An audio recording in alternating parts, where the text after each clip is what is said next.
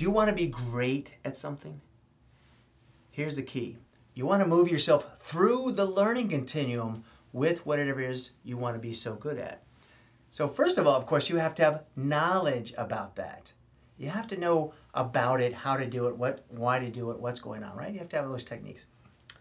Then you have to have some skill. You have to be able to actually put it into action. You have to be able to do whatever it is. If it's driving, there's multiple skills that you have to practice, of course. If it's influencing people, there's a number of different skills as well. But you have to practice those skills until you actually can do them well.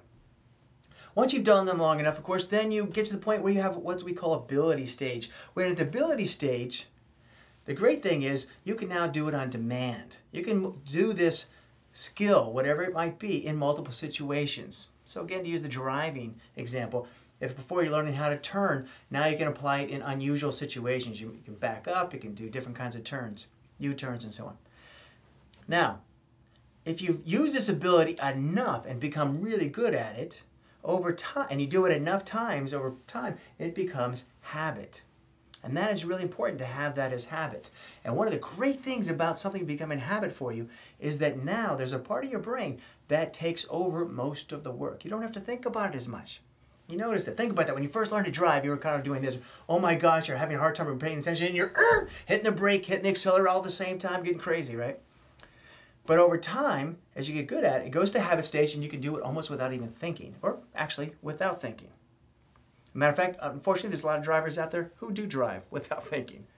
Now, once you've done something in the habit, once you've had that habit long enough, and you keep practicing, and you do it well enough, you move into what we call the mastery stage. And in the mastery stage, this is a beautiful place, by the way, and it lasts for the rest of your life. You become better and better and better at something. You never stop.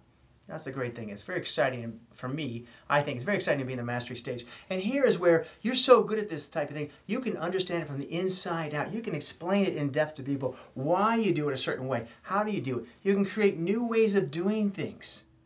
And that's really important if you want to pass on this knowledge, skill, and ability to other people.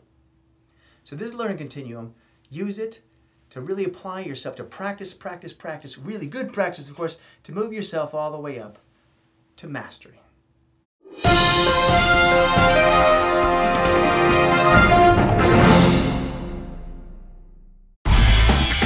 Learning Continuum, take 3! So first of course, you have to have mastery. You have to have mastery.